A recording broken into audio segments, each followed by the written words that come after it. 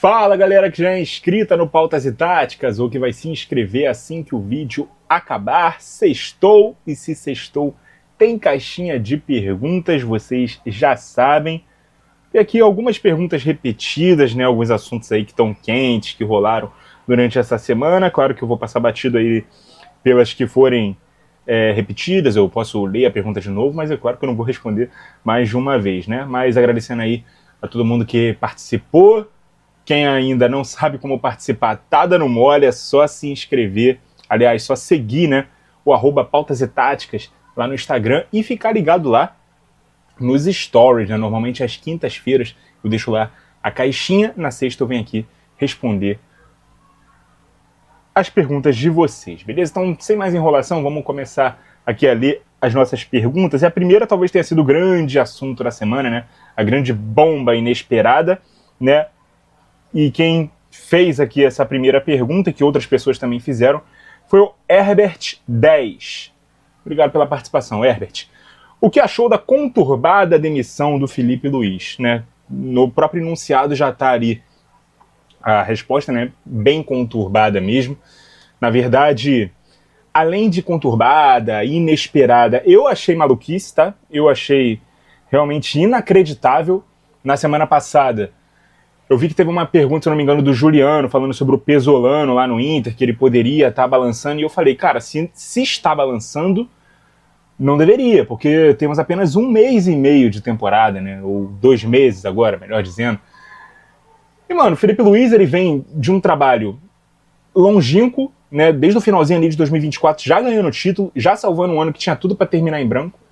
Em 2025, ele coleciona títulos, entre eles os mais importantes, Brasileirão e Libertadores, e aí o Flamengo, entendendo que continuaria hegemônico, não pode perder nenhuma taça, continuaria, né, superior a todo mundo, começa mal o ano, tem um estadual ali claudicante, mas ainda assim, entre trancos e barrancos, estará na final no próximo domingo, e perde ali aqueles 2 títulos bônus, digamos assim, né, que são a Recopa Sul-Americana e a Supercopa do Brasil, respectivamente, para Lanús e Corinthians, cara, que são títulos que ganhar não encheria a barriga do Flamengo e perder não deveria impactar tanto assim na temporada do Flamengo. Ah, mas não é só porque perdeu os títulos, é também pelo futebol que tem jogado. Cara, mas você renova o contrato do Filipe Luís no final do ano passado, depois de tudo que ele conquistou, depois da excelente final de Copa Intercontinental que ele fez também contra o PSG, onde foi perdida nos pênaltis contra o melhor time do ano. Né, você renova o contrato, amplia salário, enfim, ao que consta, o contrato dele não tem multa, né, mas o Flamengo vai ter que continuar pagando o salário dele até que ele arrume outro clube. Mano, para em 1 mês e meio de mau futebol, você de repente decretar que ele não serve mais pro clube. E outra, o presidente não vai lá e demite, né, é o diretor de futebol, onde há a promessa de que ele tomaria as decisões e ele não concordando é quem vai lá e comunica o treinador da sua saída.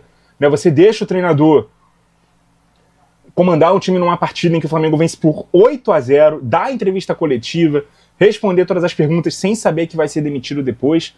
E para mim o maior agravante, né, já estar negociando com um técnico antes, né, que era o Leonardo Jardim, que inclusive já foi até anunciado. E essa negociação acontece antes da demissão. Né, então meio que o Leonardo Jardim já sabia que ele seria contratado no dia seguinte da demissão do Filipe Luís. Eu achei assim um desrespeito muito grande, uma falta de profissionalismo imensa, né, uma sacanagem que fizeram com o Filipe Luís e, sobretudo, um erro institucional do Flamengo. Eu acho que quem vai arcar com as consequências disso é o próprio Flamengo. Eu acho que, naturalmente, com ou sem o Filipe Luís, o Flamengo performaria melhor na temporada. Né, eu acho que a gente tem vários questionamentos a fazer sobre esse início de temporada do Filipe Luís, mas eu também vejo, né, que ele tinha ali, né, como estratégia fazer um pouco mais de testes nesse momento da temporada, né, usar esse começo de temporada como pré-temporada. Vou mal comparar com o Botafogo do ano passado, que também perdeu Supercopa e Recopa. O Botafogo não tinha treinador, né, e foi contratar treinador só depois desses títulos. O Flamengo tinha um treinador e esse treinador usou esse período de pré-temporada da mesma forma que o Botafogo usou, né, não vendo como tão interessante assim, e fazendo ali os seus testes, fazendo ali as suas mexidas. No caso do Flamengo, até um passo à frente no planejamento, né, porque já era o treinador que naturalmente ficaria no clube, né, com um grupo reforçado, então o momento de fazer experiências era esse, tá? E o Flamengo achou inadmissível não conseguir resultados, performar mal, não conseguir manter ali o mesmo nível da temporada passada, sendo que o calendário do futebol brasileiro a gente sabe, né, e esse ano, nesse início de ano ainda mais, porque já teve Brasileirão começando em janeiro, né, então muita coisa ali se atropelando, enfim, não tiveram paciência, mandaram o cara embora, contrataram outro muito bom treinador, que é o Leonardo Jardim, então o Flamengo pode ainda assim se manter competitivo, né, na briga por títulos importantes com o Leonardo Jardim, mas não vai ser o Leonardo Jardim, né, a grande mudança de chave, a grande, o grande responsável por fazer o Flamengo do início do ano, comandado pelo Felipe Luiz, mudar da água para o vinho, tá? Eu não enxergo dessa forma. Então, eu reprovei, tá, a demissão do Felipe Luiz, mas do alto da minha ignorância e insignificância, né, dentro da minha casa, sendo um jornalista que trabalha de forma independente, que não cobre o clube, que não é torcedor do clube, a minha opinião não sei se tem muita relevância, beleza?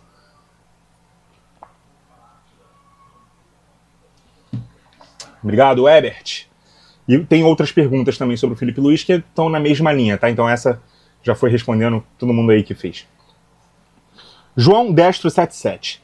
Dá para dizer que Messi nunca foi de fato um ponta puro e sim um 10 improvisado na função? Eu não sei se eu usaria a palavra improvisado, tá? Mas sim, ele tem muito mais as características de um enganche ou talvez até de um segundo atacante. E aí, uma vez que ele foi formado, né, no Barcelona, jogando num time que jogava no 4-3-3, onde não existe o 10 no meio-campo, onde não existe o segundo atacante no ataque, ele foi ali jogado para a ponta, mas o Guardiola leu rápido isso, o colocou ali como falso 9 para que ele pudesse fazer as funções de engante sem mudar o sistema tático. Então ele partia da função do centroavante, né, da posição do centroavante, para se transformar nesse engante, nesse quarto homem de meio-campo, nesse 10 do losango, né, mantendo ali os pontas abertos e fechando para dentro, quase um 4-3-1-2, partindo de um 4-3-3, beleza? Eu achei muito inteligente da parte dele essa leitura, e no fim das contas foi a posição em que ele melhor jogou na carreira, tá? Não acho que ele seja um ponta, mas ele jogou também muito bem como ponta. Por isso que eu não uso essa palavra, tá? Um 10 improvisado de ponta. Eu acho que ele foi muito bem utilizado também como um ponta direita, canhoto, que corta para dentro, que tem velocidade, que tem drible. Ele teve essas valências também potencializadas, tá? Nunca me pareceu que o Messi estava fora de posição, mas é claro que jogando mais centralizado, o melhor futebol dele foi extraído, beleza? Mais uma aqui do João. O Real Madrid dos Galácticos, no papel, foi o mais próximo de um Dream Team no futebol? Acredito que sim, João. Tá? Eu acho que a ideia foi exatamente essa, né? Contratar os jogadores ali, né, que eram ditos os melhores do mundo, talvez até os mais midiáticos. Muitos deles eram capitães e principais jogadores de suas seleções, né? Zidane na França, Figo em Portugal, Beckham na Inglaterra, Ronaldo, né, no Brasil. Então acho que a ideia foi exatamente essa, tá? E talvez não tenha dado tão certo dentro do campo por uma questão de descaso com a fase defensiva, com as peças defensivas, quando o time começou a perder, por exemplo, o Hierro, o Makelele. O Makelele até o Real Madrid escolheu perder, né, porque não valorizou ele financeiramente, ele pediu um salário, uma valorização salarial em relação aos nomes ofensivos que estavam sendo contratados e que não tinham a história que o próprio Makelele tinha dentro do Real Madrid, né, não tinham um currículo vencedor dentro do próprio clube. E aí o Chelsea foi lá e levou a contratação dele e o clube não repôs da melhor forma, né? Pelo contrário, contratou o Beckham e teve que jogar com o Beckham de volante, né? Porque já se tinha um ponta-direita no time que era o Figo, e o Beckham no United jogava ali numa segunda linha de 4, aberto pela direita, como esse winger, né? Como esse meia-ponta, enfim. Mas no que diz respeito a jogadores muito talentosos, muito midiáticos, de uma época, eu acho que o Real dos Galácticos é assim, o que reúne mais essas virtudes pra gente qualificar aquilo ali como um Dream Team, beleza? Mais uma do João. Os clubes do eixo Rio-São Paulo realmente são favorecidos em relação à convocação de jogadores em comparação com Minas Gerais e Rio Grande do Sul? Vi essa discussão rolando recentemente. Cara, não sei se tem um impacto direto, tá, nas convocações, né? Jogar em Rio-São Paulo te coloca mais perto, mas eu acho que faz você ter um apelo mais midiático, sim. A imprensa de Rio e de São Paulo é mais forte, nacionalmente falando, né, do que a de outros estados, não só de Minas e o Rio Grande do Sul, como outros também. Mas, por exemplo, durante muito tempo a gente teve técnicos gaúchos, né, na seleção. E isso fez com que vários jogadores que brilhavam, principalmente em Grêmio e Inter, também ganhassem suas oportunidades na seleção. Tá? Sempre que os times gaúchos, mineiros, enfim, e de outros lugares do Brasil estavam em evidência, tiveram jogadores convocados. Eu não acho que só brilhar nos times do Rio e em São Paulo te coloca na frente, mas eu acho que faz o apelo midiático, o barulho, né, o burburinho, as cobranças serem maiores, sim. É diferente de você performar muito bem num Flamengo do que num Cruzeiro, tá? Acho que se o Caio Jorge estivesse... acho que o Marcelo Beckler foi quem disse isso.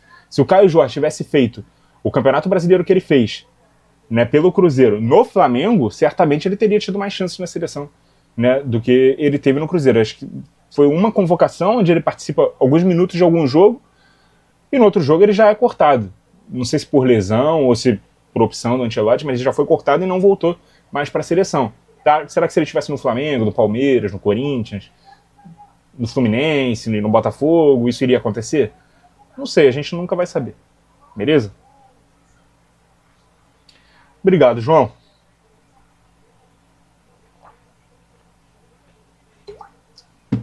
Aqui agora algumas perguntas que vieram misturadas, tá? Do Gabriel Baltazar, do Topzera e do Francisco Teixeira, porque certamente eles mandaram ao mesmo tempo. Então eu vou ler na ordem que tá aqui, tá? Primeiro, Gabriel Baltazar. Por que a figura do 10 é tão necessária em algumas equipes e no futebol? Vi sua última análise sobre a Juve. Cara, hoje em dia eu acho que menos, tá? Eu acho que o 10, ele sempre foi ali o jogador diferente, o pensador do time, e muitas vezes o cara que pisava mais na área vindo de trás, e que era fundamental principalmente quando você não tinha ou um segundo atacante, ou um centroavante que fazia muitos gols e tal, e aí, então ele era o grande responsável, invariavelmente era o artilheiro, né, das equipes, tá? O próprio camisa 10. Hoje em dia eu acho que a necessidade de se usar o 10 ela diminuiu bastante, porque o 10 muitas vezes era um jogador de meio campo mais ofensivo, que não participava da parte defensiva. Então sem a bola ele colocava as mãos na cintura, esperava o time recuperar a bola e dar no pé dele. Hoje em dia o sistema mais comum do futebol é o 4-2-3-1, que ainda tem o 10, mas defensivamente os pontas dessa linha de 3 recuam para a linha dos volantes, o 10 sobra ali junto com o 9, eles fazem um cerco aos zagueiros, mas não participam da recomposição atrás da linha da bola, então o 10 fica mais preservado, é menos um para defender. Alguns times gostam de defender com pelo menos 9 atrás da linha da bola. Aí optam por sistemas como 4-3-3, que joga com um 5 e 2 8, né? Ou sistemas com 3 zagueiros que jogam com uma linha de 5, uma linha de 4 à frente, ou uma linha de 5 e 3 na frente com 2 atacantes também não tem a figura do 10, né? Principalmente partindo de um 3-1, 4-2, por exemplo, a Inter de Milão joga. Então, o 10 hoje ele já não está tão fundamental não, tá? Ele já foi muito mais. Hoje em dia, bem menos. Não é indispensável, não é que o 10 morreu no futebol, ele não tem mais espaço para jogar. Mas muito menos times necessitam do camisa 10 do que antes. Beleza? Qual é a próxima aqui? Agora é uma do Topzera. Depois a gente vê aqui se tem mais perguntas do Gabriel, mas vem agora uma do Topzera. Como você escalaria esse meio de campo do Corinthians diante de tantas opções? Topzera, eu acho que eu já respondi essa pergunta e foi você que mandou, tá? Então essa daqui eu vou deixar passar, porque eu já respondi essa pergunta na caixinha. Vamos para a sua segunda. Você acha que a mídia consegue fazer com que os times tomem decisões precipitadas? Porque ao mesmo tempo que ela elogia e coloca jogadores e técnicos lá em cima, ela pode acabar com eles. Sim, mano. O importante é o jogador, o treinador e tal, não ligar para isso, se blindar. Claro que ele vai ser perguntado muitas vezes em coletivo e tal, mas se o cara tiver, né, um mental forte, uma cabeça fria, ele vai conseguir relevar isso aí. Porque eu acho que incomoda mais nos caras do futebol quando as críticas são de coisas extracampo. Quando as críticas são sobre o que eles fazem no campo, sobre o trabalho deles, eles aceitam de boa. Agora, quando vão para um ataque mais pessoal, de vida particular, aí eles se incomodam um pouco mais, tá? Mas com certeza, a mídia pode ser capaz de fazer numa boa fase alguém parecer maior do que é e numa má fase pior do que é. Você não tenha dúvida que isso com certeza influencia bastante. Agora eu vou para do Francisco Teixeira, depois eu vou na próxima do Topzera, tá? Francisco Teixeira. Há vantagens em jogar com extremos com o pé do lado correspondente? Sim. Eu acho até que há mais vantagens do que desvantagens. Eu acho que é mais imprevisível, por exemplo, um ponta-direita destro, que pode ir tanto para o fundo, quanto cortar para dentro, quanto fazer jogadas em diagonal, do que um ponta-direita canhoto, que nunca vai para o fundo, sempre vai cortar para dentro, tá? Ele vai ficar um pouco mais previsível. Se ele for para o fundo, ele vai ter que dar um tapinha para trás para poder cruzar com o pé certo, ou então ele vai cruzar com o pé errado quando chegar no fundo, beleza? O ponta de pé invertido ele é mais previsível e o ponta do pé correto é mais imprevisível, na minha visão. Inclusive, me agrada mais os pontas jogarem com o seu pé, né, correto, né, no seu lado correto. O destro na direita, o canhoto na esquerda. A segunda aqui do Topzera também é sobre o Felipe Luiz, já foi respondido. Perdão, a segunda do Francisco Teixeira, né? E agora eu vou para a terceira do Topzera. Se os times não pudessem ter estrangeiros, alguns times não teriam certos domínios e grandezas? Você pega a escalação titular do Benfica e pergunta para alguém que não conhece o time. Ela não vai saber de qual país é aquele time, porque não tem quase nenhum português escalado. Cara, primeiro, já alertei sobre isso, Topzera. Não responda a sua própria pergunta.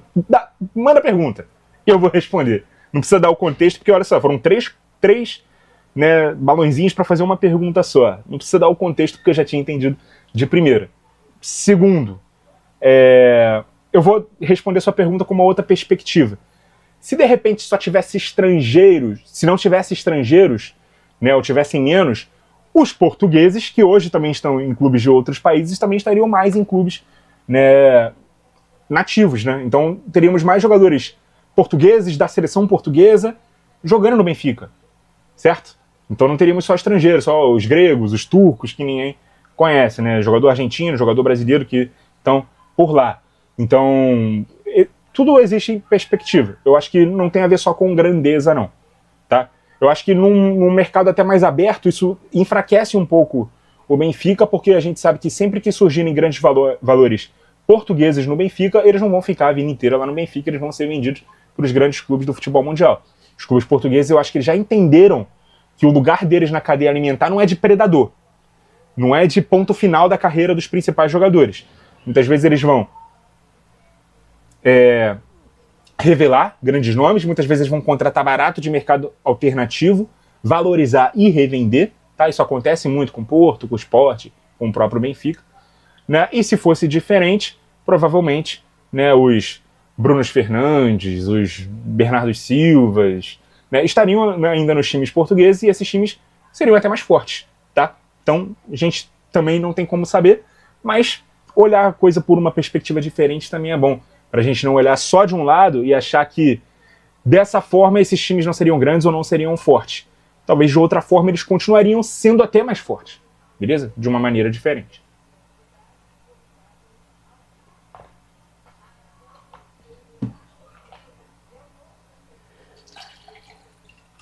Obrigado, Topzera. Topzera já mandou 3 aqui, né?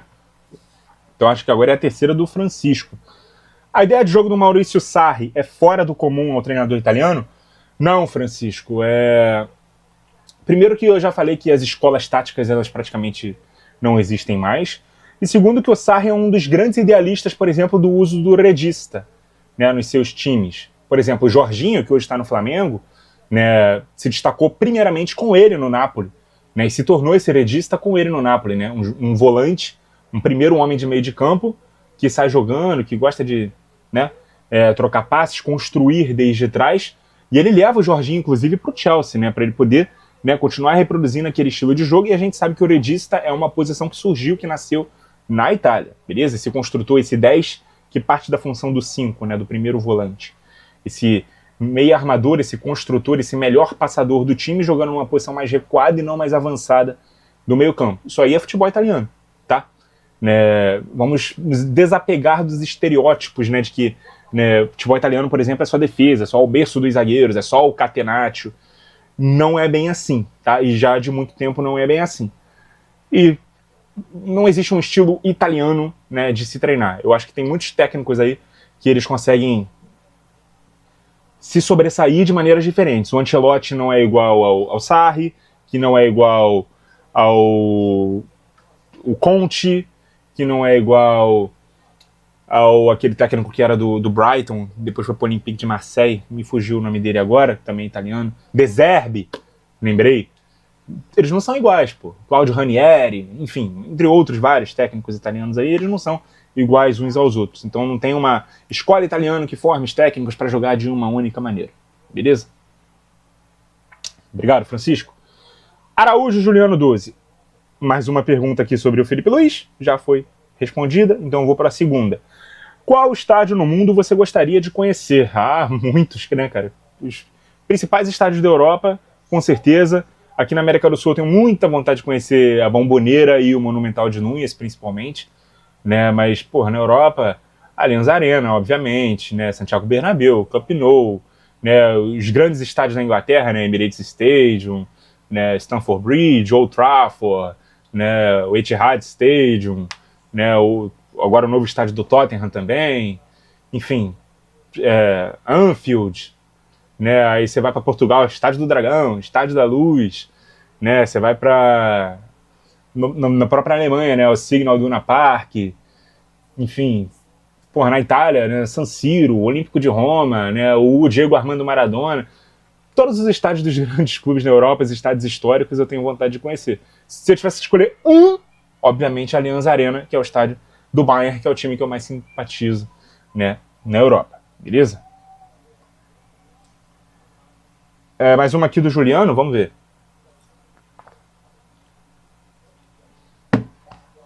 Se não fosse pelo caso Elisa Samúdio, o Bruno teria tido chance na seleção brasileira? Difícil responder, mano. Eu acho até que o momento de auge dele já tinha até passado. Tá? Em 2010 ele não estava no auge da própria carreira. Eu acho que ali entre 2007 e 2009 ele jogou mais bola. Tá? Ele era um dos melhores goleiros do Brasil, realmente. Mas em 2010 especificamente ele já não atravessava uma grande fase. Então é difícil saber se ele teria chances ou não. Ele era um dos melhores goleiros do Brasil, sim. Se ele teria chances na seleção, a gente nunca vai saber. Como ele não teve no momento que ele estava jogando melhor, então eu acredito que não. Mas, enfim, tudo depende do gosto do treinador, né? Se o treinador quisesse experimentá-lo, teria experimentado. E ele seria convocado. Inclusive jogou a carreira fora, né? Com esse crime que ele cometeu. Eu lembro que ele estava sendo especulado no Milan, cara. O Milan que tinha o Dida e tal. Né? O Dida até ficou vários anos ainda no Milan, mas ele seria meio que um reserva do Dida ali, ou já pavimentando o caminho pro Dida ir se despedindo e ele assumir, enfim. Cara, foi uma estupidez gigantesca. Obrigado, Juliano. Jonathan Silva 07. Como marcar e anular um falso 9 de elite?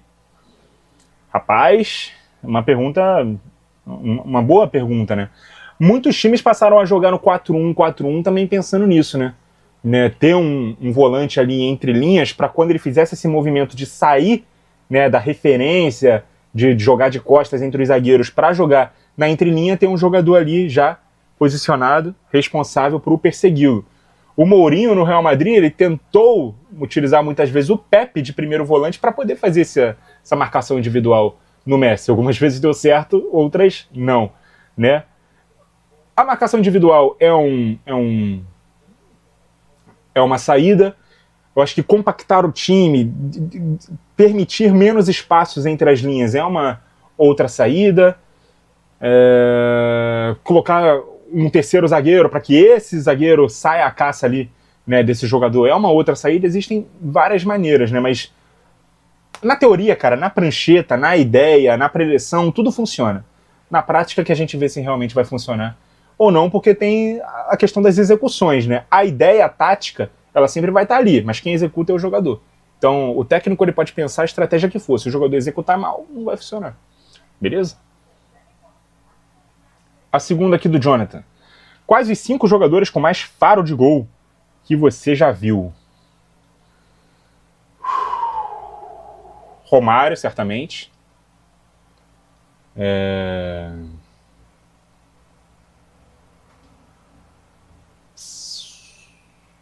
Tô pensando aqui, assim, naqueles caras que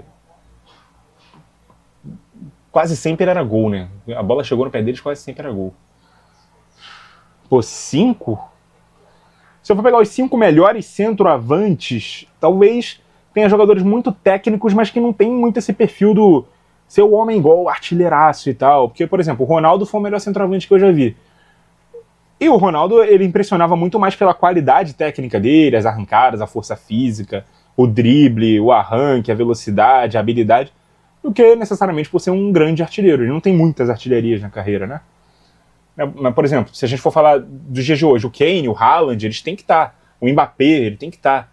Né? Se a gente for voltar alguns anos atrás, porra, Ibrahimovic, Agüero, Suárez, o Benzema um pouco menos, o Lewandowski é um puta de um artilheiro. Acho que fica nesses nomes aí, né? Drogba, eu amava ver o Drogba jogar. Van Persie era um excelente centroavante, assim, com faro de gol. É difícil a gente ranquear 5, tá? Mas certamente o Romário seria o primeiro da lista. E, cara, acho que eu vou pegar mais esses atacantes mais recentes, porque eles têm mais esse gosto pelo gol. E eles são menos técnicos, mas são mais artilheiros. Os números deles impressionam mais do que a qualidade deles, né? O Haaland é um psicopata do gol. O Kane tem números fantásticos. Cara, o Cristiano Ronaldo nem é centroavante, mas é um puta de um artilheiro, né? E o Mbappé, tá? Vou ficar com esses 5, então. Romário, Cristiano, Haaland, Mbappé e Kane. Poderia colocar o Lewandowski aí também, tá? Então vai 6 aí pra você, beleza? Valeu, Jonathan. Ah, tem mais uma terceira aqui do Jonathan.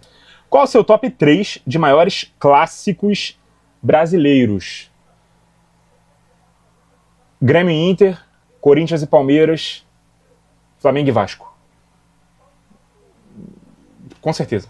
Esses 3, assim, sem precisar pensar muita coisa.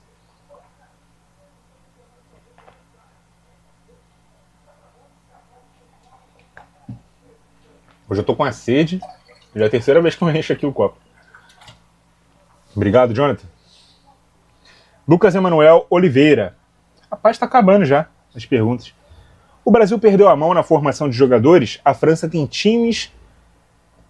3 times pra Copa do Mundo. Ele botou times, mas eu acho que são 3 times, né? Mano, eu acho que a gente tende a... Como a gente olha de longe, a gente supervaloriza muito, porque a gente vê que são jogadores que jogam em times grandes. Tá? Mas se a gente for passar ali realmente o pente fino, a gente vai ver que não são 3 timaços titulares, não, tá? São 3 times de bons jogadores conhecidos. E eu acho que se a gente for fazer o exercício contrário, com certeza tem muito europeu olhando para as opções que tem o Brasil também, fazendo o mesmo exercício, pegar os brasileiros que jogam nos times grandes, dá para fazer 3, 4, 5 times também, tá? Só de jogadores conhecidos, tá? Jogadores que jogam em times grandes ou em times de ligas importantes, eles vão fazer o mesmo exercício e vão se impressionar igual. Só que como a gente é brasileiro, a gente consegue, né, fazer uma relativização maior. Como a gente não é francês, a gente não é inglês, espanhol e tal, a gente vai olhar para as opções ali que são conhecidas e a gente vai, uau, se impressionar. A gente não vai ter o olhar do nativo, do torcedor daquela seleção, né, do cara que acompanha mais de perto aquele futebol para dizer, porra, não, esse aqui é claramente melhor do que esse aqui. Então não é que a gente tenha 3 times, não. Esse daqui podia muito bem ficar de fora dessa seleção para o outro ser convocado. Sabe por quê? Muitas vezes a gente pega a convocação aí da seleção, da época que for, do técnico que for, a gente sempre corneta. A gente sempre fala que o fulano não deveria estar lá, pro cicrano tá. Porra, se a gente tem a opção de fora, então a gente tem uma safra interessante também. Se tem jogador que poderia estar no lugar dos que foram, então a gente também tem opção de sobra também. Até por serem 26 convocados. Então tem 26 lá e ainda tem uma penca de nome que a gente fica debatendo se devia estar lá ou não. Então se a gente for fazer o mesmo exercício, a gente vai impressionar os caras de maneira igual. Só que tanto a impressão que eles podem ter da nossa própria safra, quanto a impressão nossa que a gente tem quanto a safra deles são exageradas. Se a gente for realmente passar o pente fino, a gente vai ver que não é bem assim. Por exemplo, a França tem 3 times para a Copa do Mundo. Porra, em um desses times vai ter lá o Rabiot. O Rabiot faria falta? O Rabiot jogaria na seleção brasileira? O Rabiot seria a reserva da seleção brasileira? E na França provavelmente ele vai ser titular. É disso que eu tô falando, tá? Tô dando um pequeno exemplo. Né? Em alguma dessas seleções aí francesas vai ter o Upamecano, provavelmente na seleção titular. Algum zagueiro brasileiro. E até zagueiros que ficam de fora da seleção tem menos qualidade do que o Upamecano. E olha que o Upamecano joga no Bayern E essa temporada tá sendo bem legal do Upamecano. Não tá falhando, não tá fazendo merda. Tô gostando de ver o Upamecano, já gostava muito do Upamecano antes dele vir pro Bayern, né, no Leipzig, o que mostra também como o afastamento e como a gente olhar de fora influencia na nossa análise, porque passando a ver o Upamecano no Bayern, todos os jogos, o time que você torce, vendo as falhas dele mais de perto e essas falhas tendo mais impacto no resultado do time que eu tô torcendo, eu vou conseguir refinar mais a minha opinião sobre o cara que eu só olho de fora e vejo, porra, tem qualidade, esse jogo aqui ele foi mal, mas ele tem qualidade, eu queria ele no meu time. Quando ele tá no meu time, talvez as falhas sejam maiores do que os acertos. Eu acho que tem muito disso, tá? Mas é um bom debate, muito bom debate.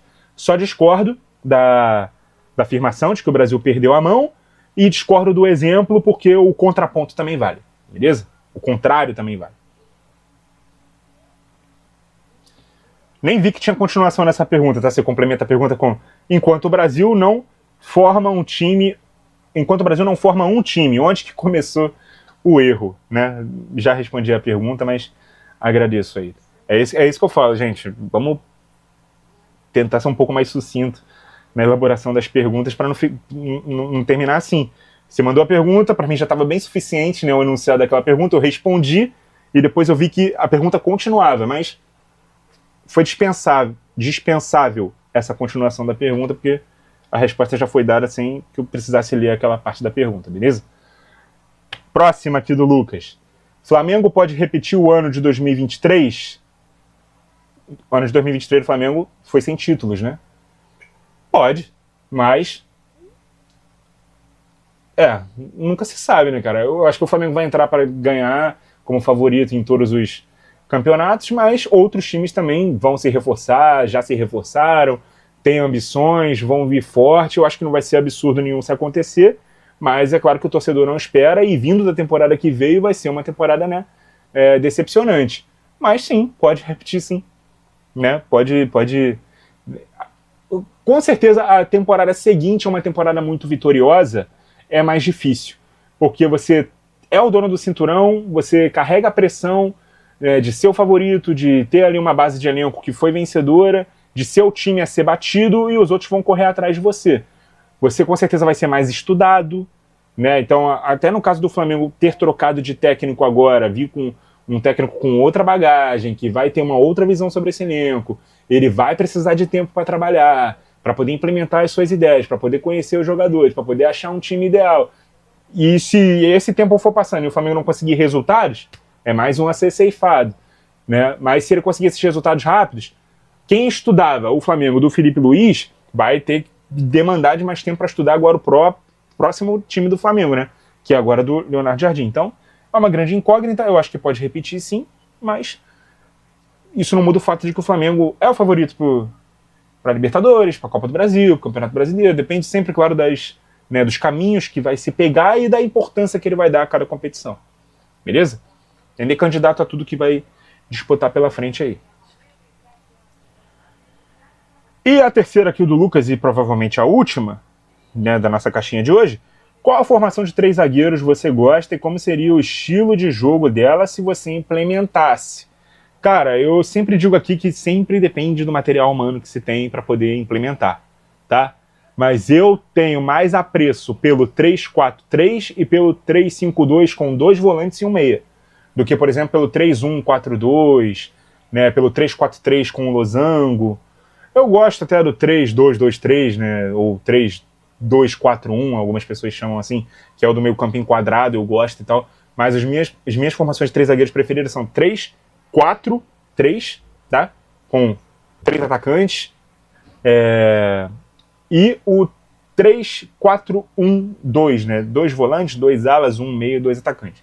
São as minhas 2 preferidas. Mas se eu não tiver jogador para poder implementar nenhuma delas e tiver das outras aqui que eu gosto menos, eu conseguindo reproduzir um bom futebol, extrair o melhor do meu elenco em outras plataformas, por que não utilizar? Eu penso futebol dessa maneira, beleza? Vou atualizar aqui para ver se tem mais, galera. Se não tiver, a gente parou por aqui mesmo, né? Com um vídeo terminando até de uma maneira mais curta hoje, com apenas 34 minutos. E parece que vai ficar por aqui, tá? 34 minutos, quase 35, tá? Essas foram as perguntas de hoje, algumas ali repetidas sobre o Felipe Luiz. mas acho que eu dei uma resposta bem completa e bem extensa, né, e foi a primeira ali. Então, acho que já saciei a vontade de todo mundo de saber sobre isso. Então, muito obrigado a todo mundo aí que participou, obrigado a você também que acompanhou o vídeo até aqui, né, assistiu, já é inscrito no canal, se não é, se inscreva, dá essa moral, assista outros conteúdos, siga o Pautas e Táticas no Instagram para poder participar da semana que vem da nossa caixinha também, toda semana tem. E eu ia dar um recado sobre algo da próxima semana, mas na próxima semana eu dou esse recado, é porque eu preparo os vídeos de uma semana na semana anterior. Tá? Então os vídeos que vocês vão ver na semana que vem são os vídeos que eu preparei nessa semana. Então, na semana que vem eu vou preparar os da próxima. E eu já vou começar a preparar esses da próxima já na segunda-feira. Então, quando chegar na caixinha de sexta-feira, eu dou o recado que eu tenho que dar. É isso, gente. Muito obrigado a vocês que acompanharam o vídeo até aqui. Continuem ligados no Pautas e Táticas. E até a próxima!